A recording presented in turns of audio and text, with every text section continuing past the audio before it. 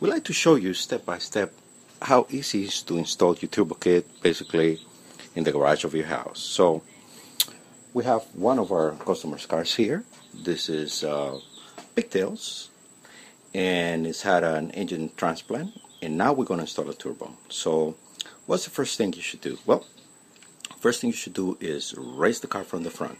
I'm going to show you where you can put the jack. If you have a jack, you get underneath, and if your car has not been lowered, this knob right here, you can put the jack right here and raise the front all at once, and then of course want to have safety and put a couple of your stands right there. It's the first thing you should do. Okay. The next thing is we're going to remove the front bumper. So to do that, we just begin by removing the screws that go on top. And if you want to make your job quicker, you want to use one of these.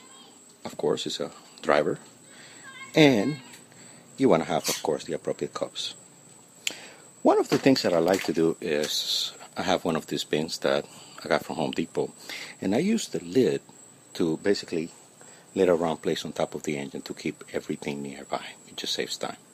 Alright, so we'll remove the front bumper cover. Next thing you want to do when removing the bumper cover is you want to get behind the wheel well, and we're going to remove this little black plastic clips. And something that you can do is get a little drill bit, so it's just easier, small enough to get in there. After you remove your black plastic clips, if you peel back these plastics, there is 2 nuts and 1 bolt we're going to remove from here. And just bend this down and you see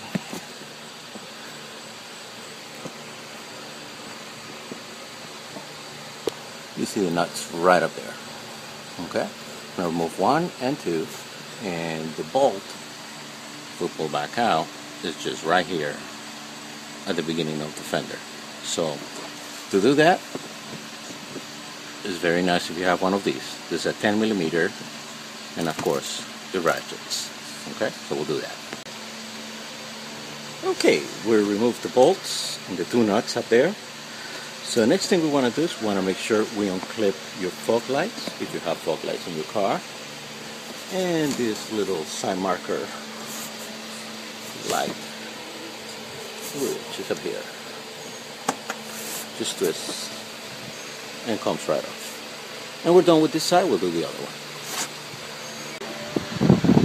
one. Okay, the next thing we're going to do is we're going to get right here underneath and remove this little screws that hold up the bottom shield to the bumper, and that's going to need an 8mm.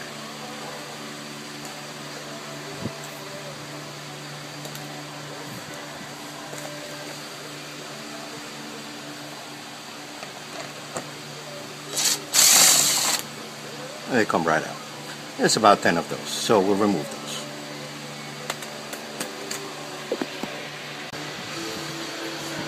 Now, if you had the OEM bumper cover, this will be a honeycomb type of grill, and it has 2 tabs. You will just remove the tabs, one about here and one about here, removing with a tip of screwdriver.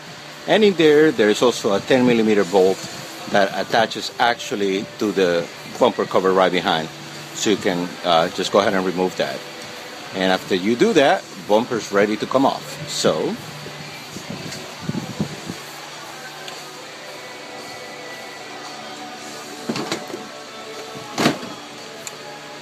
it just comes right out.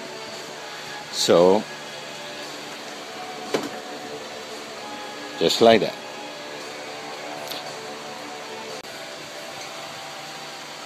So as we can see, now the bumper just comes right off.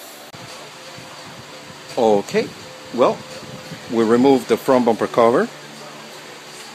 Now we're going to the engine bay.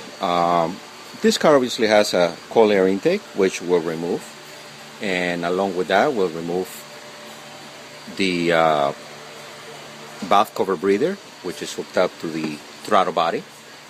And then after we remove the intake or the intake box, we're going to come back here and we're going to remove the wiper blade cover. And don't be intimidated, this is really easy to do, and I'll show you how that's done in a couple minutes. Okay, so we are removing the wiper blades and the wiper blade tray, and as I show you, we remove the rubber caps from here and from the Phillips screw that was hidden right here. Now, a couple of things that will help you to work efficiently is to stay organized. Like I said, I like to use one of these bin covers upside down in order to keep everything here. And I like to put all my screws and everything that I remove on this tray, and I know that when I'm done, all these things will have to go back on. So now we'll go ahead and remove the wiper blades. Now to do that, I believe that's a 14. Let's see. Nope. And I'll try this one. Yeah, that's it. That's a 14 actually. So we're going to take care of those puppies there.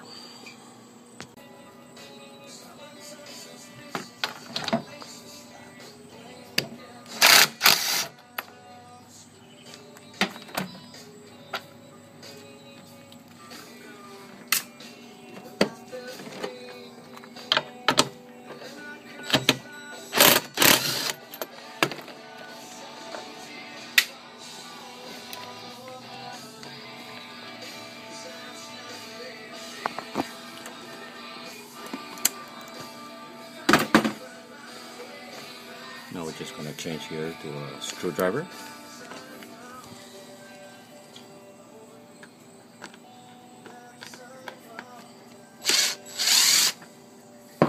And that comes up. And get used to, if you drop something, just pick it up right away. Otherwise, if you say, oh, I'll pick it up in a minute, forget it, it's lost, or you're going to step on it and break it.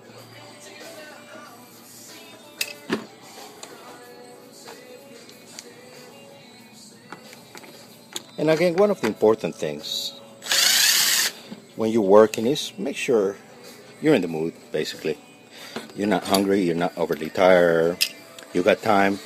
Don't plan to do too much at the same time. Just do enough where you're comfortable and where you can stay organized. That's the important thing. You want to use a tool, put it back, because trust me, otherwise you spend more time looking for your tools than actually working on the car. Okay? So we removed the wiper blades, nuts, and the two screws. Now we're just going to pop the wiper blades off. It's fairly easy to do. Just put a little pressure here. They just come right out. Okay? We'll do that with the other one too. Okay, once you remove the wiper blades, then you can go ahead and remove the wiper tray and just remove the wheel stripping. It's held in place by these little white clips. They just come undone. Be very careful when you remove the wheel stripping so not to rip it.